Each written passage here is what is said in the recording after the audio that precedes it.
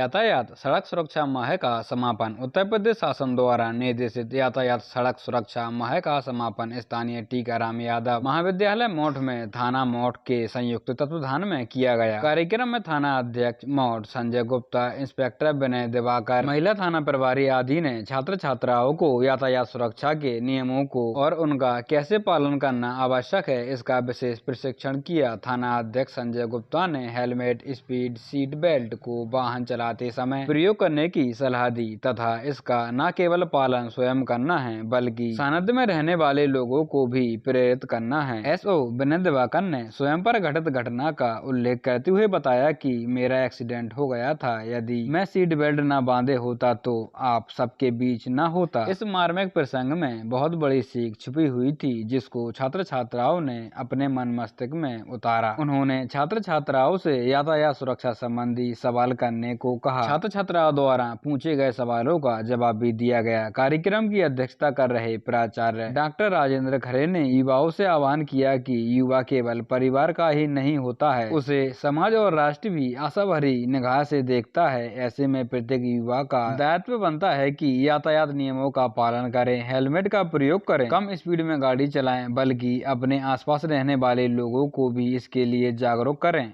अभियान जो इसका जो माह चल रहा है उसका आज समापन यहाँ पर किया गया है और इसमें विशिष्ट सहयोगी रहे हैं मौठ के थानाध्यक्ष महोदय श्री संजय गुप्ता जी, श्री विनय दिवाकर जी, श्री अरविंद जी और पूरा उनका स्टाफ। क्या कुछ जानकारियां सब दी गई? जानकारी विशिष्ट रूप से जान माल की सुरक्षा कैसे हो, इस देश में यातायात सेफ्टी के बारे में रूल और रेगुलेशन तो बहुत बने हुए हैं, लेकिन उनका अक्षरशः पालन होता रहे जिससे लोगों की जान बची रहे, उसके दिशा निर्देशों को आज यहाँ पर दिया गया है। आज हमारे बीच यातायात सुरक्षा की बागडोर संभालने वाले मौठ नगर के थानाध्यक्ष महोदय एवं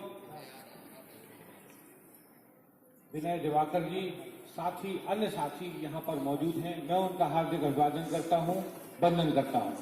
साथ ही स्वागत करता हूँ हमारे देश के चौथे स्तंभ और हम सबको राह दिखाने वाले पत्रकार गणों का, सम्मानीय प्रवक्ता गणों का, अभिभावक गणों का और इस देश के होनहार छात्र छात्राओं का।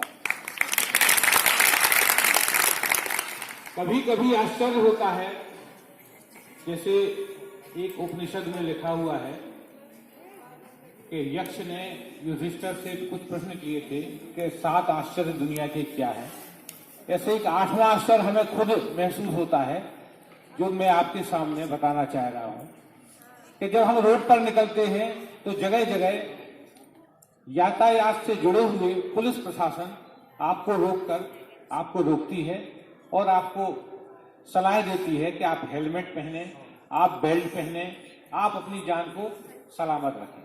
इतनी बड़ी आश्चर्य की बात है इस देश में जहां साक्षरता इतनी बड़ी हुई है, जो असाक्षर भी हैं वो भी मोबाइल के माध्यम से साक्षर हो रहे हैं, उनको भी बेचारे पुलिस प्रशासन को ये बताना पड़ रहा है कि आप अपनी जान सलामत रखें। मतलब आपकी जान की चिंता आपको नहीं है, आपकी सलामती की चिंता आपको नहीं है, आपकी जान और सलामती की चिंता कौन करे?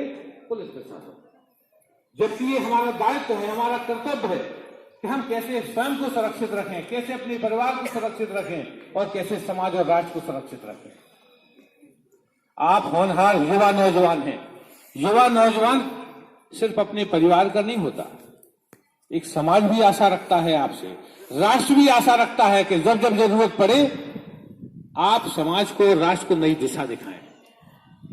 ये तो बहुत छोटी बात है कि जो जो पॉपुलेशन बढ़ रही है, देश की बढ़ रही है, रोड पर चलना दूभर हो रहा है। और ऐसे समय जब वाहनों की कतार है, घर घर, छोटे से छोटे घर में आप देखें तो कार और छोटी बाइक तो मिलेगी ही।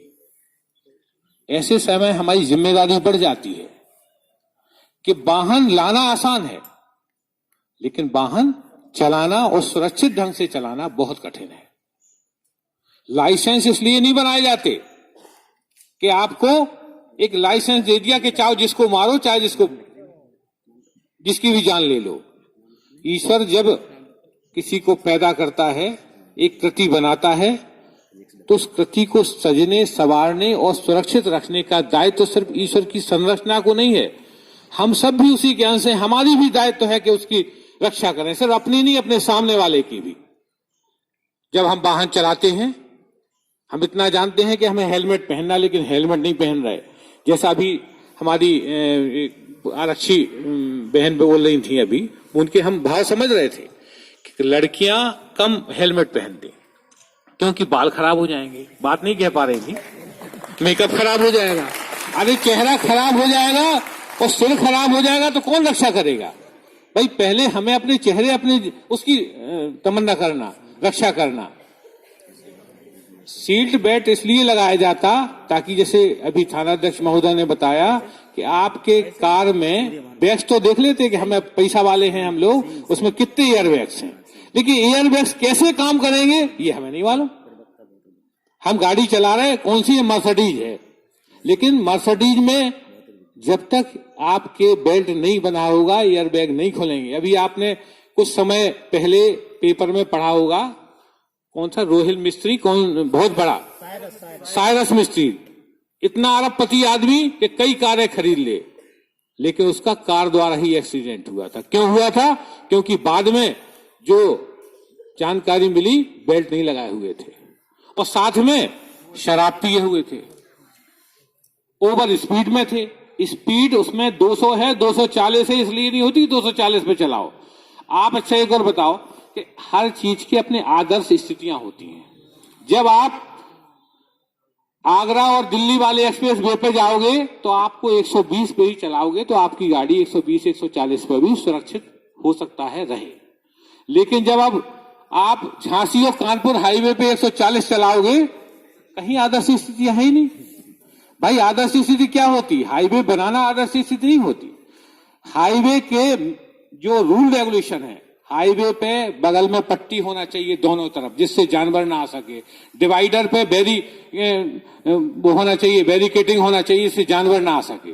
आप तो बहुत अच्छे ड्राइवर, हम ये देखते जितने अच्छे ड्राइवर हैं, हम अपने ड्राइवर को भी कभी कभी रोकते हैं कि भैया ड्राइवर तुम बहुत अच्छे हो, लेकिन कुत्ता आ जाएगा सामने तो तुम क्या करोगे? खुद भी जाओगे, हमें भी ले डूबोगे। देखिए गाड़ी अच्छी चलाना बहुत आसान है, लेकिन परिस्थितियों बस गाड़ी को कंट्रोल करना ये बहुत कठिन होता है। मैं बहुत समय ना लेते हुए, क्योंकि कहने को बहुत कुछ रहता है, बस आप सबसे एक आग्रह करूंगा और आदेश भी दूंगा हमारे जो छात्र छात्रा हैं कि आज एक सीख और एक प्रण लेके जाना यहां से कि थाना अध्यक्ष महोदय और पूरा थाना पुलिस प्रशासन आया था इस बात को आपको एक प्रण दिलाने के लिए कि हम अपने जान माल की भी रक्षा करें। अब जहां हम रह रहे वहां भी जागरूकता फैलाएं, यातायात सेफ्टी के बारे में, ट्रैफिक सेफ्टी के बारे में, ताकि आप भी सुरक्षित रहें और दूसरे लोग भी सुरक्षित